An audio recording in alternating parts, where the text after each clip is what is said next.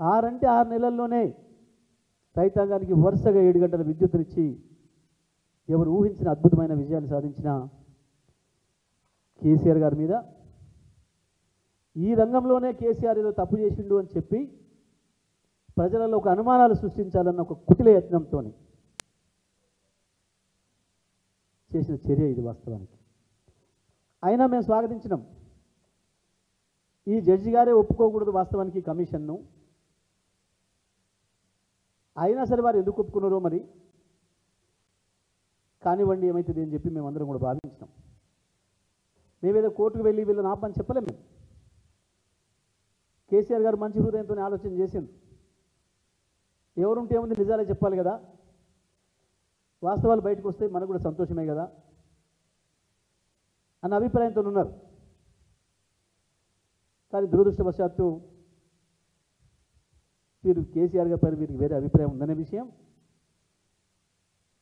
వీరి విచారణ అంశాలపైన వీరు కేసీఆర్ వ్యతిరేకుల చేతులు కలిపి వారి అభిప్రాయాలతో వీరికే వివరిస్తున్న విషయం స్పష్టమైపోయింది. కేసీఆర్ గారు ఆ విషయాన్ని కూడా కుండబద్దలు కొట్టినట్టు చెప్పి దయచేసి మీరు విచారణ నుంచి తప్పుకుంటే మంచిది అనే విషయాన్ని కూడా చాలా గౌరవంగా చెప్పాను. ఇక ఆ తర్వాత ఇవాళ ప్రభుత్వం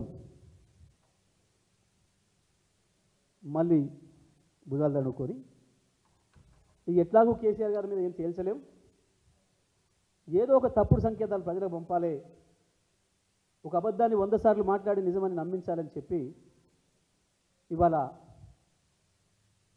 ఒక లీకేజ్ ఇచ్చి ప్రధాన పత్రికల్లో ప్రధాన శీర్షికలుగా పెట్టించి దుర్మార్గమైన రాతలు రాయించి ఛత్తీస్గఢ్ పవర్ ఒప్పందంతో 6,000 కోట్ల రూపాయల నష్టం జరిగింది అని.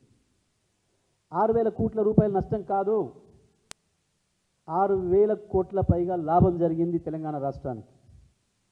అన్ని ఆధారాలతో సహా మేము నిరూపిస్తాం. పేపర్లో రాసిన వాటిని సమర్థించడానికి ఎవడోడు కావాలి కాబట్టి అని చెప్పి ఇవాళ కొంతమందిని మీడియాకు పంపించి మాట్లాడించి నేను రాసిన దొంగ రాతలకు సపోర్ట్గా ఎవడోడు ఉండాలి అని చెప్పి ఇవాళ కొంతమంది మాట్లాడింది. నేను వేరే ఎక్కువ చెప్తలే, నేను సిద్ధాంతాలు చెప్తలే, టెక్నికల్ అంశాలు చెప్తలే, వారి మాటలతోనే చెప్తున్నా నేను. ఇవాళ వారు మాట్లాడింది ఏంది, అందులో రాసిన రోతరాతలు ఏంది, 6,000 కోట్ల నష్టం.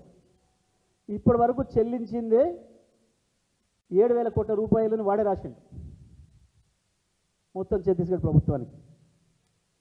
17,000 మిలియన్ యూనిట్లు వాడిండ్రు, 7,000 కోట్ల రూపాయలు చెల్లించింది. 17,000 మిలియన్ యూనిట్లు వాడిన తర్వాత చెల్లించింది 7,000 కోట్లు అయితే 6,000 కోట్లు దుర్వినియోగం అయితే ఏంది అసలు దీంట్లో? అంటే వినేవాళ్ళు అజ్ఞానులనా, అమాయకులనా, లాజిక్ ఉండదనా, తెలివి ఉండదనా, వాళ్ళ మైండ్లకు చైతన్యం లేదనా, ఏందన్నట్టు? ఇంకా అతి తెలివి చేసి ఏం మాట్లాడిండు? ఛత్తీస్గఢ్ ఇస్తానన్న రోజుకు 1000 మెగావాట్ల కరెంట్ ఇయ్యక మధ్యలో అప్పుడప్పుడు 500 మెగావాట్లు, 700 మెగావాట్లు, 300 మెగావాట్లే ఇచ్చింది. ఆ ఇస్తానన్న రోజునాడు వాళ్ళు ఇవ్వకపోవడం వల్ల బయట మీరు ఎక్కువ ధర పెట్టి కొన్నారు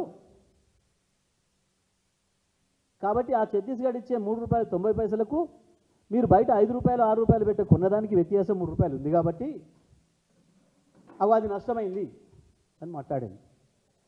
ఓకే, నీ మాట ప్రకారమే.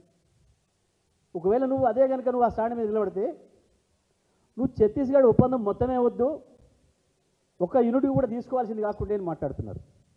మరి తీసుకున్న 17,000 మిలియన్ యూనిట్లకు ఇలా కట్టింది 7,000 కోట్లు అయితే ఇదే ఒప్పందం లేకపోతే ఛత్తీస్గఢ్ నుంచి కరెంట్ తెచ్చుకోకపోతే ఆ 17,000 మిలియన్ యూనిట్లు ఇవాళ 15,000 కోట్ల రూపాయలు కట్టాల్సి వచ్చేది కదా, ఖర్చు పెట్టాల్సి వచ్చేది కదా. దాని మీద ఏం అతి తెలివి మాటలు మాట్లాడుతున్నారు?